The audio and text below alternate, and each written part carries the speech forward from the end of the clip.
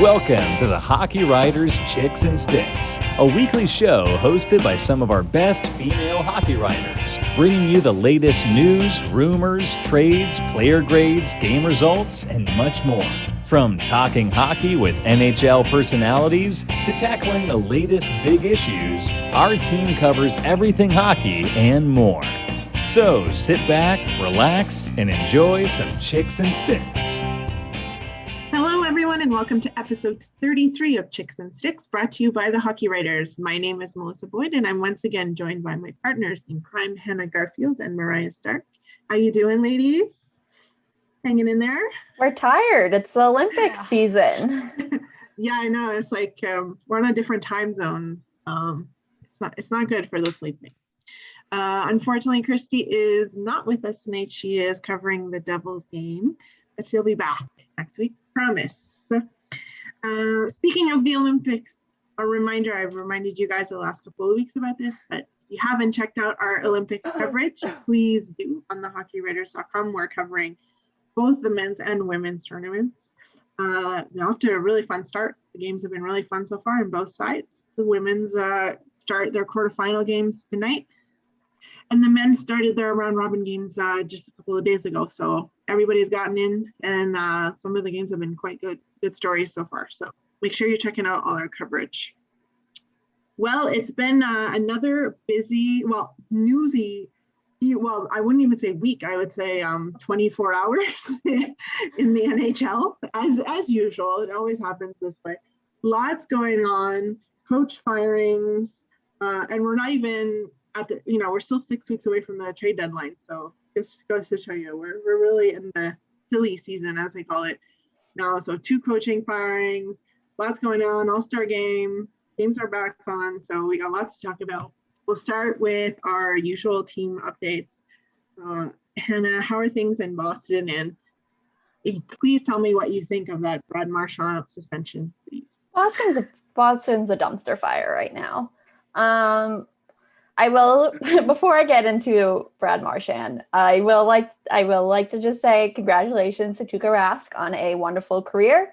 Very, very sad, very emotional that he's done. But I think he deserves all the accolades, and to all the contingent of Boston fans who hate him, go away. I want to say something worse, but I'm restraining myself.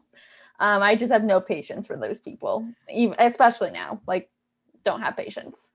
As for the Brad Marchand suspension, well, it's deserved. He was an idiot. He was selfish. He's admitted it himself. It was a horrible, horrible move, and it puts the team in a really bad spot when also paired with the fact that Bergeron is injured and has a head injury, which, given his age and given the severity of head injuries anyways, the Bruins should be very careful with it and should not rush him back if he's not ready.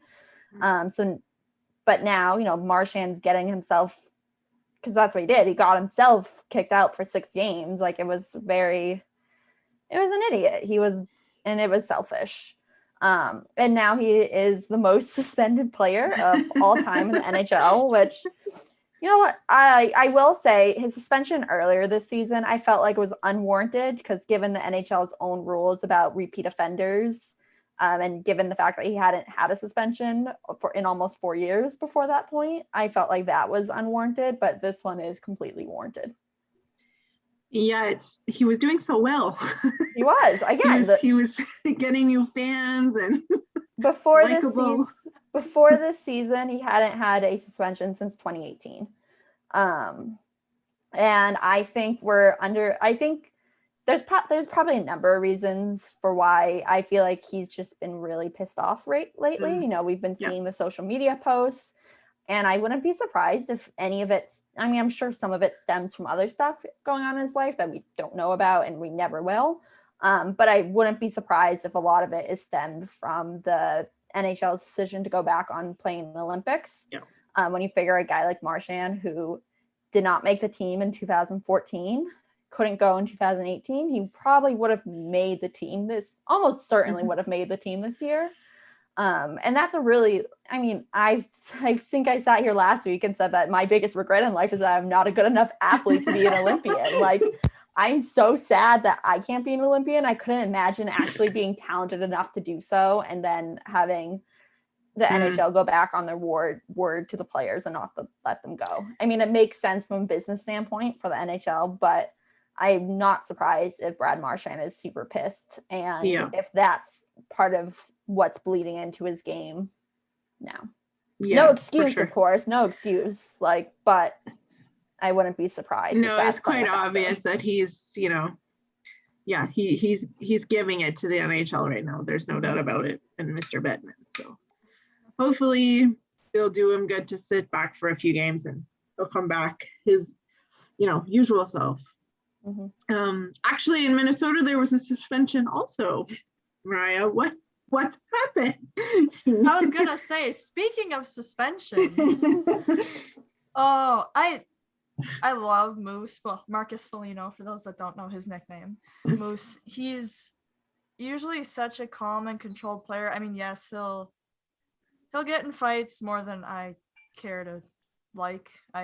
That's a whole nother topic, but he'll stand up for his teammates. He did in the first period get hit to the head from a different player. It wasn't the same player he got suspended for that whole incident, but I don't know. He snapped somewhere. I don't know why. I was just like, what on earth just happened? And I didn't even see the actual, like, they said knee to the face. I didn't see it because the camera angle he was on top of it was a whole mess. But he got a 2-game suspension, well deserved. He even admitted it. He got too heated and let things get to him that shouldn't, and he's suspended and he's gonna sit out. So I mean, it's 2 games. I personally think it maybe could have gone longer. Maybe, I don't know, because 2 games just doesn't seem very much of a punishment. But I mean, the Wild will be without him for 2 games, so I mean, he is punishing his team.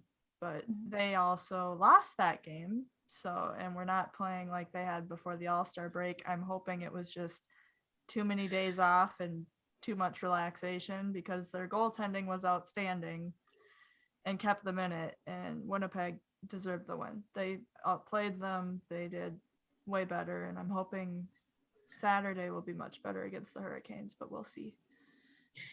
I have to say besides the amazing Trevor Zegras goal, Kaprizov was, for me, the second highlight of the All-Star game. So what did you think of his impression of Ovi there during the breakaway challenge? So I had to watch the replay because I was at work when it happened, and I saw on Twitter someone was like, oh, he did. I'm like, hold on, wait, what? So I went on YouTube and I watched. Oh my God, I loved every second of it. It was, when I first started like seeing Ovechkin and Crosby and them come up in their careers, I wasn't a huge fan of Ovi just because of the way he played. But ever since, I've gained a lot more respect for him. And I just loved that, especially since Kaprizov had to miss their game against the Capitals when he was injured and he wanted to play so much against Ovi. I just thought it was so cool. And then Ovi retweeting it and saying not bad. And it was great. It was awesome to see him show his personality that he doesn't show a lot of on the ice per se. So I was happy, and biased, think he should have won, but I understand why he didn't. Well, that whole 20 minutes of the breakaway challenge or whatever was definitely pretty awesome, I have to say. Players did a great job with it. Well, in Montreal, another week in Montreal.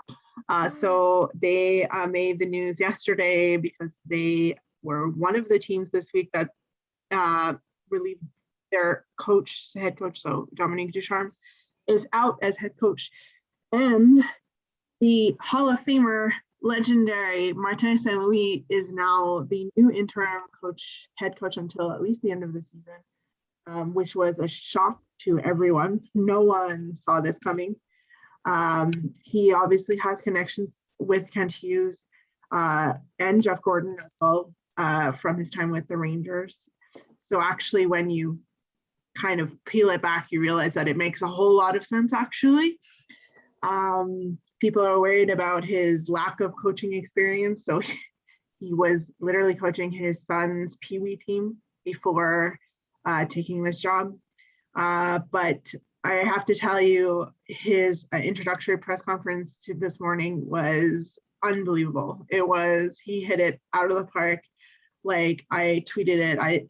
I would run through a wall for this guy after listening to him talk. I think it's exactly what this team needs right now to get a little bit of respectability back and at least hopefully finish the season where, okay, they're not going to win many games, but it's not about winning or losing right now. It's about restoring some respectability and building a culture. So I think he's going to be great for that. And I think he's going to be really good for the young players on the roster right now who are struggling. Most notably Cole Garfield. People are obviously making the connection right away. Two small players who are prolific scorers. So it's kind of like a great fit. So we'll see where that goes. But I haven't seen the Montreal fan base this excited in a long, long time about a hiring. And so it's kind of fun. And maybe it'll make the rest of the season less awful. So we'll see. What a different coaching staff and front office, they're so different than they were just a couple months ago. Yeah, well, actually, it was funny. I was thinking that exact same thing today, watching because you had Jeff Gordon, you had Martin St. Louis, and you had Kent Hughes, and you had Chantal Macabé, who was running the press conference, and you're just like, oh my gosh, this is such a breath of fresh air. And the whole press conference was a breath of fresh air. There was no rehearsed answers. There was no we need to get these key messages out. It was they were, talking amongst themselves, cracking jokes. Even Jeff Gordon, who I've discovered is really funny and he's cracking jokes all the times. But in New York, he was always so serious and never, but I don't know. So it's nice to see, and it feels better. And you're like, okay, they're starting to build something. It's going to take time, but I think we're on to something here. So, so it was fun few days in Montreal, definitely. So that actually transitions well into our first topic, which is second half storylines. So we're starting the second half of the season. There's still a lot to be decided, up in the air. Trade deadline still to come, so rosters are going to change a lot. But I wanted to know for you girls, what stories or what things you're going to be following or paying extra close attention to in the second half. Hannah?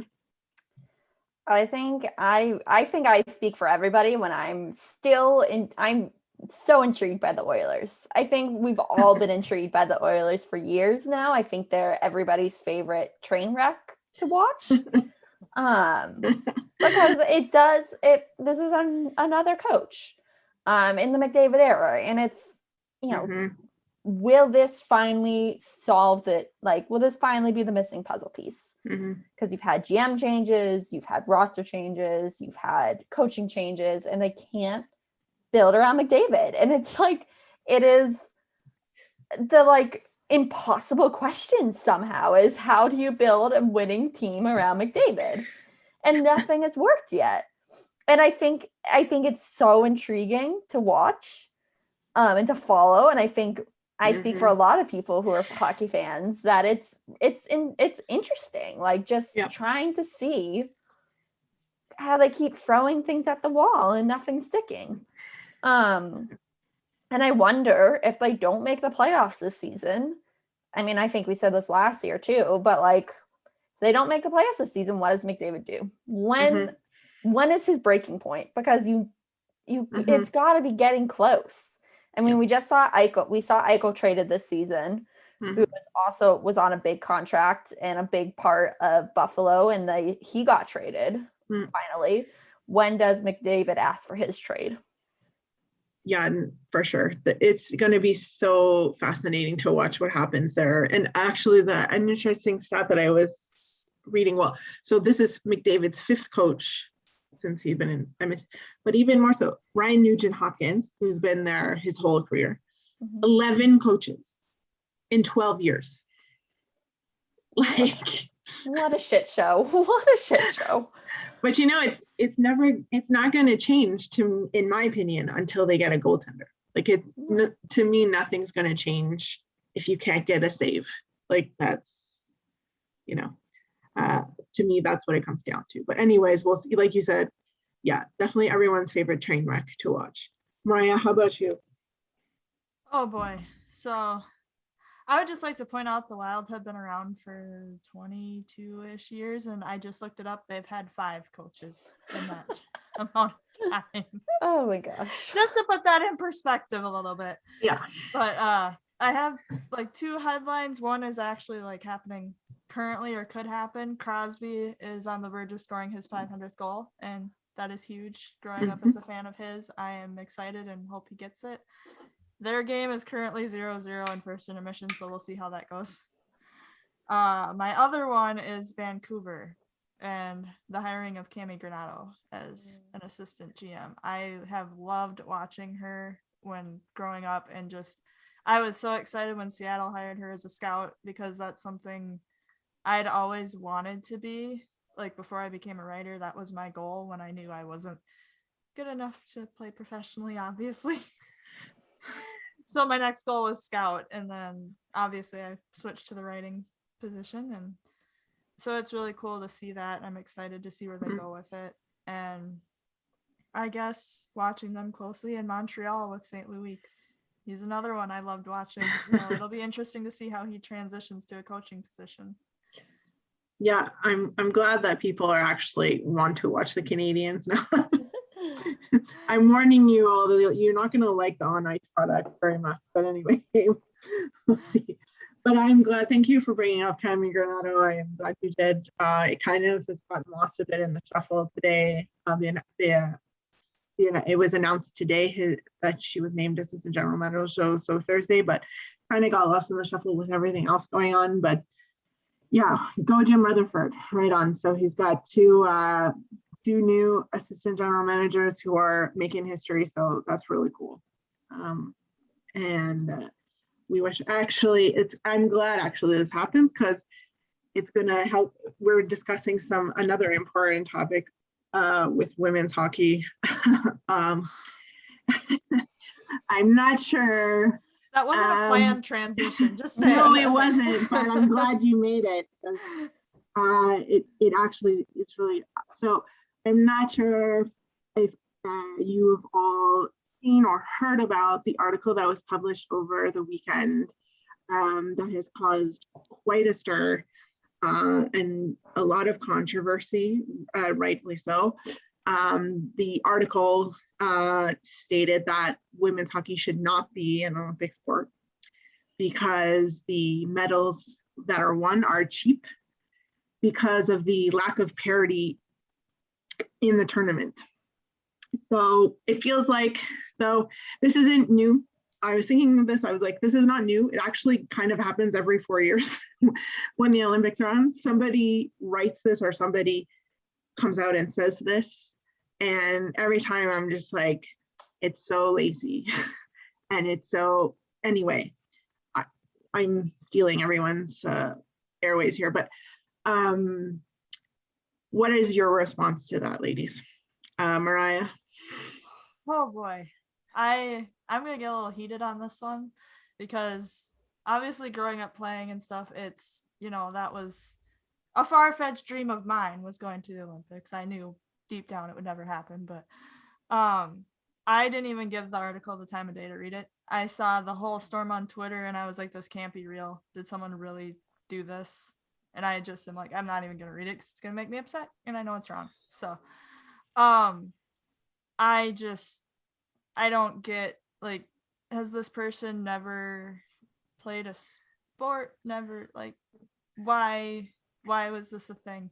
And of course, yeah, the US and Canada have won all the time, it seems like, but I mean, the other countries are still working on building up what the US and Canada have had for years. It's not a fair comparison to, I mean, even the men's teams, it's been a little bit more because they've had it going a lot longer than 1998. So they've had time to build their teams. They play all the time. Or, I mean, the other countries play all the time compared to, I mean, the US and Canada, if they send NHL players, the team isn't together all the time like the women can be. And I mean, I have no words other than why? Yeah. Hannah, the floor is yours. There's just something so inherently misogynistic in this argument. Like, why are you just bringing up women's hockey? Like, put that aside. Like, we'll talk about, lopsided sports in the Olympics. Let's talk about basketball and Summer Olympics. Let's talk about cross-country skiing. Norway always wins cross-country skiing. Let's talk about figure skating. Russia is always in the mix for figure skating. Like, there's so many sports that are lopsided. Like, it is so inherently misogynistic that the one you want to talk about is women's hockey.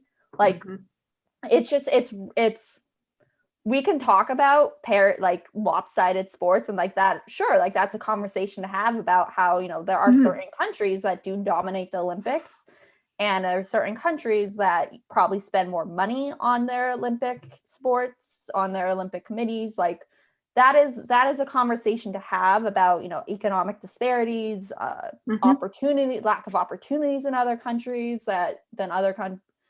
I'm rambling now, but to just pick on women's hockey is just bad journalism, because you're only talking about women's hockey. You're not talking about all the other sports that exist that have the same issue. And doing it in Canada when their team is probably the best. Yeah. From this. Like, are you trying to get everyone to hate you, or you're just trying to rile people up and get clicks on your article? Like, it's plain dirty, and it is disgusting. It's clickbait. Yeah, exactly. That's the word I'm looking for. I'm tired. I can't think of words right now, but I got you, Hannah. Yeah, Mariah's my buddy. Mariah's my friend. She's got my back. I'm glad. Yeah, I didn't read it either because I'm not giving this the dignity of actually giving it a click. It's and the stat that they brought out too about men's hockey in comparison. So the two countries have won Olympic gold in women. In women's hockey, it's like 4. So so not that different. So it's not that different, right? Again, we can have a conversation about what the factors that create this without saying it doesn't belong in the Olympics. Exactly. I was just gonna say that. It's like you could bring that up. It still belongs there. Yeah.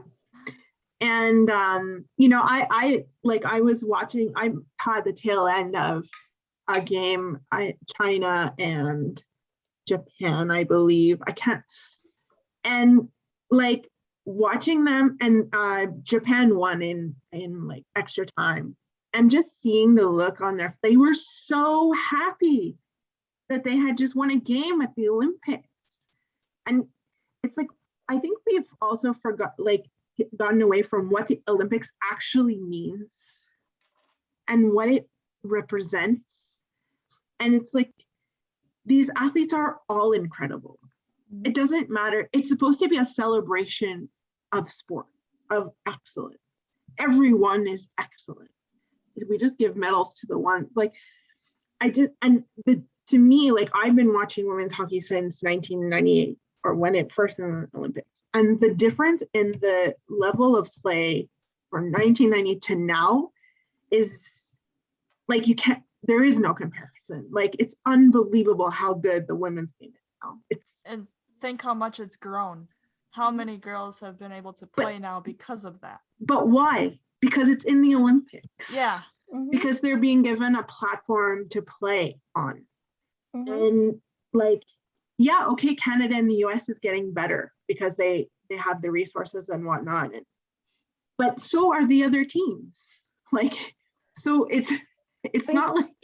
Well, I watched Switzerland and the US, and they said a stat that I think every single player, obviously on the US, had been in college at one point or another, but there were women on the team from Switzerland that were playing at the University of Wisconsin, and think about those opportunities that, they're going to the Olympics that they maybe never would have gotten the chance to come over and play college hockey.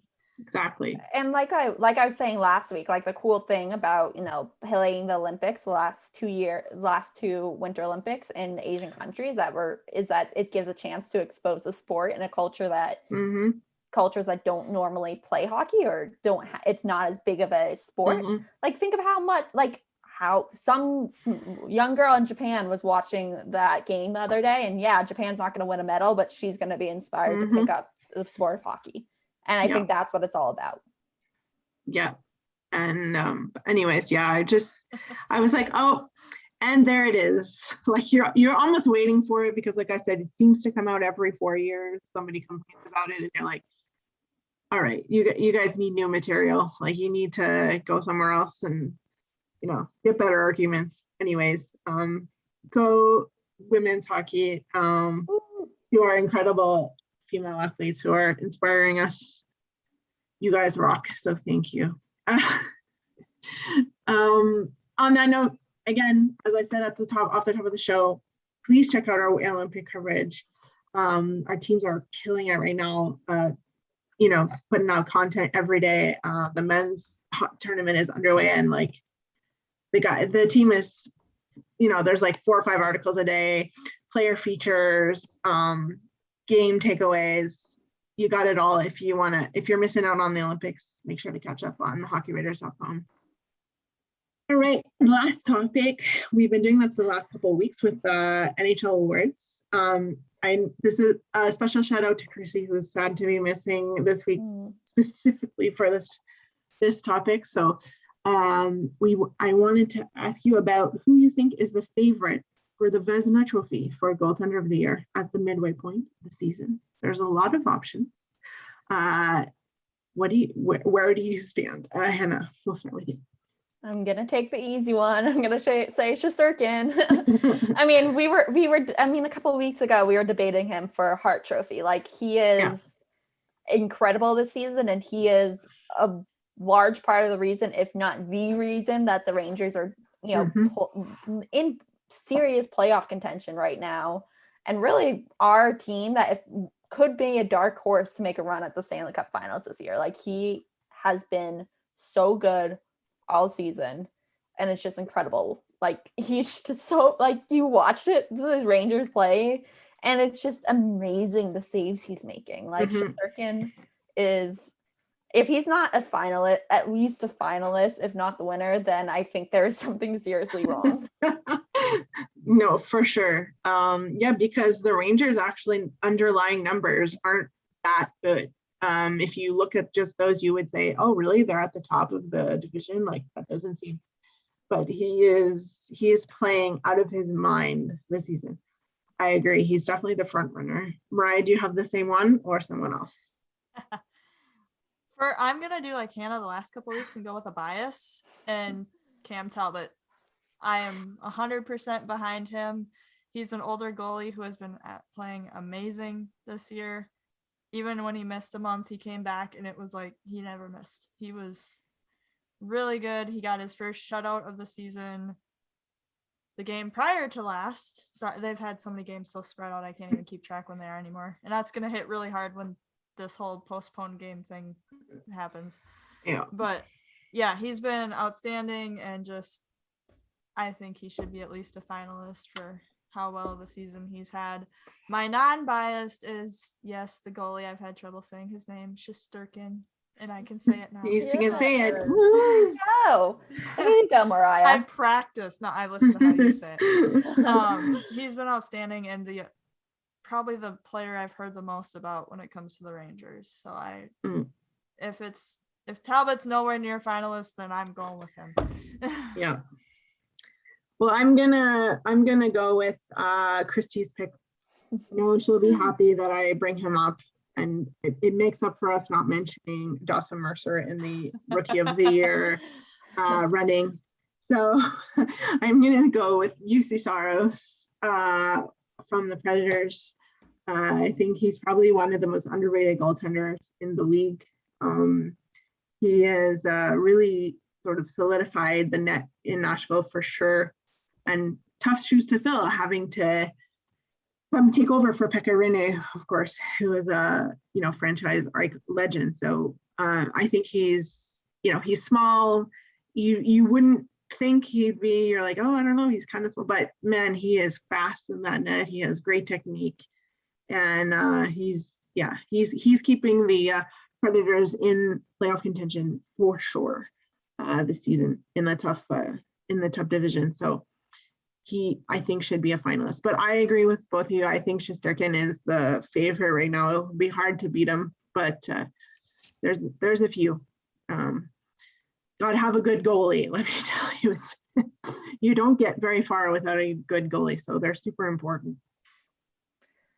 All right. That wraps up the show this week. It was a fun one, lots of good topics. I'm sure we'll have tons more to talk about next week, because it looks like, as I said, we're into silly season now. Lots of things are happening, and lots of things are going to continue to happen over the next 5 weeks or so until March 21st. So buckle up, enjoy, have fun. And we'll be here to give you all the latest and give you all of our thoughts on everything. And of course, the Olympics as well. So yes, we're getting there. Medals will be handed out soon, so it'll be fun. So thanks as always for tuning in, and we'll see you next week.